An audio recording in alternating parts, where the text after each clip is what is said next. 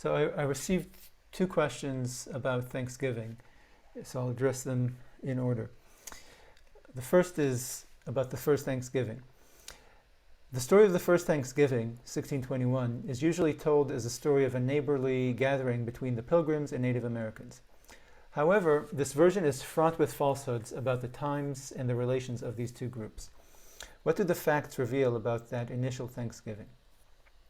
So, historically, Thanksgiving is a harvest holiday that was observed in England and in the Germanic parts of Europe. In England, they observed days of fasting when God inflicted bad things on them, like floods and droughts, and they celebrated days of Thanksgiving when God showed his benevolence.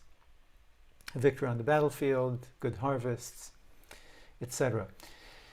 For example, in 1606, the English started celebrating an annual day of Thanksgiving on November 5th to commemorate the thwarting of the gunpowder plot. It's supposed to blow up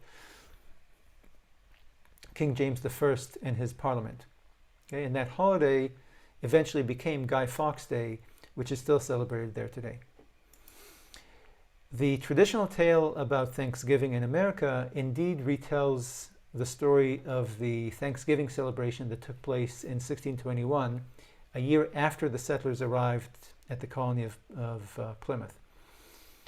They had a feast with the neighboring Algonquin Indians, which demonstrated their bond of friendship and neighborliness and facilitated trade between them and cemented their military alliance. Now, those who debunk and ridicule this story point out that it's a fairy tale that we tell children about how sweet, tolerant, and benign our ancestors were, when in fact, in the years that followed, these English settlers took advantage of their Indian neighbors in trade, fought wars against them, and pushed them off their land. Now, this, of course, is true, but it doesn't really negate the fact that in 1621, these groups really were, or really did have good relations. Okay? They were commercial trading partners, and they were military allies against the traditional Indian enemies of the Algonquin Indians. Over the next 50 years, however, relations grew worse, which is a common story in human history. Friendly relations go sour. See, for example, the United States and Cuba or Iran. Okay? By the same token, history is filled with stories of former enemies becoming friendly over time. The US and Canada, Britain and France, Germany and Russia, Israel and Egypt. So when people debunk the story of the first Thanksgiving, they don't really debunk it. They instead contextualize it by pointing out that it was merely the first scene in a long play, and that the following scenes in the drama of Anglo-Indian relations were decidedly less friendly and benign. By contrast, the traditional story of the first Thanksgiving tells the story in context of the previous year. Okay. The English settlers in Plymouth lived through a harrowing and miserable experience that first year, 1620 to 21, before this Thanksgiving event. Their crops failed. They didn't know how to hunt or fish. And the New England winter was much harsher than anything they had experienced in England. Okay? They were starving and helpless and vulnerable. Okay? Of the 102 settlers who had landed in Plymouth, 45 had died that first winter from starvation and disease. Okay? So considering the first Thanksgiving in this context, the context of the previous year, rather than the context of the decades that followed, sheds light on the mentality of these settlers whom modern Americans usually struggle to understand. Okay, so it allows us to maybe understand a bit of their mentality, which seems so weird to us. Most of us would not have it in us to thank God after experiencing such hardships and seeing our friends and family starve to death. We would instead be resentful or angry. When the story of that original Thanksgiving feast is told in the context of that cruel first year, it directs our attention to the contrast between those settlers and us. It makes us consider what makes some people respond to misfortune with resentment and others with gratitude. Now, resentment and gratitude reflect one's pre-existing expectations. Okay? So people who expect a great deal from society, from the world, from God, people who expect a great deal are only mildly grateful when they receive what they're owed, but are greatly disappointed or even resentful when life fails to live up to those expectations. By contrast, people who expect little will be only mildly disappointed in the face of misfortune.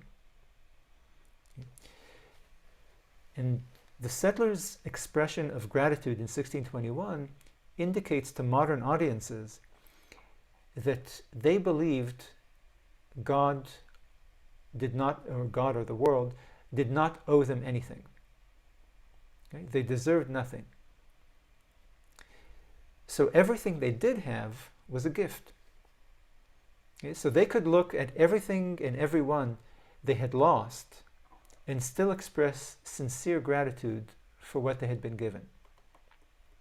Yeah, I once read a funny journal entry by one of the settlers from that winter, telling about their hardships, their losses, the hunger, the bitter cold. But this diarist pointed out that there was reason to believe that God was smiling on their endeavors, because after 2 months of complete failure at fishing, they had the first success at fishing when they found a dead carp that had washed up on the shore. Right? Again, mentality. So those who frame the story of the first Thanksgiving in context of Anglo-Indian hostilities in the years that followed are interested in interracial relations in America and in the fate of this continent's original inhabitants. That's what they're interested in, and therefore that's how they look at the first Thanksgiving as a first episode in the story of interracial relations in America. By contrast, those who frame the story in context of the preceding year are interested in the settlers themselves. So Americans who cherish the traditional story of the first Thanksgiving do so not because they think colonial America was an interracial paradise with Anglo-Americans and Native Americans living in peace and harmony. Rather, they cherish it because they admire the mentality they see on display during that first harvest feast, and they wish to emulate it. To not be complainers who think the world owes them stuff, to not focus on what they don't have, and to appreciate and be grateful for everything they do have, which is a lot. The second question is about the holiday itself, the official holiday. So a Thanksgiving holiday had been celebrated in England and later in North America at different times correlating with the harvest. But only in 1863, during the height of the U.S. Civil War, was Thanksgiving declared by President Lincoln a national holiday.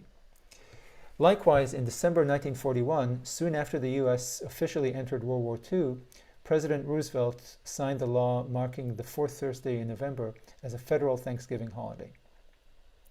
Is the wartime setting for these two recognitions of Thanksgiving significant? So, on the face of it, it's tempting to see the timing of these national measures in the midst of a national military crisis as significant. Okay? In 1863, military victory for Union forces was very much in doubt. And also in doubt was Lincoln's re-election in the upcoming 1864 presidential election, which threatened to bring to power a Democratic administration that would end the war by recognizing the Confederate States of America. In the second case mentioned in the question, in December 1941, the U.S. suffered a stunning and devastating Japanese attack, which launched the country headlong into a massive global war that most Americans had hoped to sit out. Okay, so millions of young men were about to be drafted into the armed forces and sent to foreign battlefields, and millions of families faced real challenges and dangers on the home front. Now, the United States has always been a deeply religious nation. Okay? So in the context of such grave threats to the nation and to millions of Americans, one can imagine the U.S. government establishing a national holiday of Thanksgiving to reaffirm the nation's relationship with God and draw strength and faith from that affirmation. This is a common religious experience in moments of existential crisis. A person realizes that he or she is at a moment of great import, a moment of accounting that clarifies his connection to God and dependence on God. Okay. Psalm 23, which is one of the most popular and best known portions of the Bible, dramatizes this religious experience very vividly. Okay, so until the moment of existential crisis, the psalmist speaks about God in the third person. The Lord is my shepherd, I shall not want. He maketh me lie in green pastures. He leadeth me beside the still waters. He restoreth my soul. He leadeth me in paths of righteousness for his name's sake. But once he faces mortal danger, as he walks through that the valley of the shadow of death, the author speaks to God directly in the second person. Okay? Thou art with me. Thy rod and thy staff comfort me. Thou preparest the table before me in the presence of my enemies. Thou anointest my head with oil. My cup runneth over. So this experience would line up with this wartime timing as an explanation. This religious sentiment in times of danger. However, this spiritual explanation for the establishment of Thanksgiving as a national holiday just doesn't line up, doesn't match the timeline, both in Lincoln's time and in FDR's time. So President Lincoln did issue a proclamation in 1863 inviting all Americans to observe Thanksgiving on the same day. And he did indeed connect the holiday to the challenge and hardships of the war. However, efforts to nationalize the holiday had been ongoing since the 1840s. 1840s. So it was a generation-long gradual pressure or campaigning to make this a national holiday. Okay, to make all Americans celebrate this holiday together on the same day. So this effort to nationalize Thanksgiving should thus be seen not as a reflection of wartime anxiety during the Civil War, but as a reflection of the ongoing consolidation of the United States in the early and mid 19th century. From a patchwork of local communities and local economies, the country was slowly connecting and drawing together into a more unitary whole, economically, logistically, culturally, legally, and politically. Yeah. In fact, it was this consolidation that transformed slavery from a purely local arrangement into a national issue that demanded a national policy. Okay, so you had all of a sudden in the 19th century these national policies on slavery. The Missouri Compromise, then the Compromise of 1850, then the Dred Scott decision, and then emancipation. This growing national integration produced a growing desire in the country to experience Thanksgiving together as a nation, to transform it from a holiday celebrated at different times in different parts of the country into a unitary national holiday, again celebrated at the same time, coast to coast.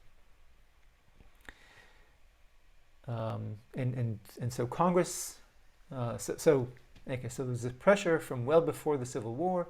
Lincoln proclaimed what he proclaimed, and then Congress enacted a law to this effect in 1870. And so following Lincoln's precedent or lead, the holiday was celebrated on the last Thursday in November, but this date was not stipulated in that law passed in 1870. Okay, it was simply a tradition to follow Lincoln's precedent. As for FDR, in December, late December 1941, he signed into law a joint resolution of Congress that specified the last Thursday in November as Thanksgiving Day. However, again, if you look at the timing, you'll see that Congress had introduced that resolution already in January of 1941, almost a year before the Japanese attack on Pearl Harbor. And it was approved in October, 2 months before the Japanese attack and America's entry into the war. Okay. Congress passed this resolution in 1941 because in 1939 and in 1940, President Roosevelt moved the holiday from its habitual date on the last Thursday in November to the third Thursday in November in order to extend the Christmas shopping season in yet another flailing attempt to stimulate the economy during the ongoing Great Depression. Okay. And FDR's FDR's signing of the Thanksgiving law should be attributed not to the wartime mood that descended on the nation in 1941, but to Americans' attachment to this holiday. The president's unilateral tinkering with the holiday scheduled annoyed Americans. So they mobilized their congressmen to force to pass a law forcing the president to stop.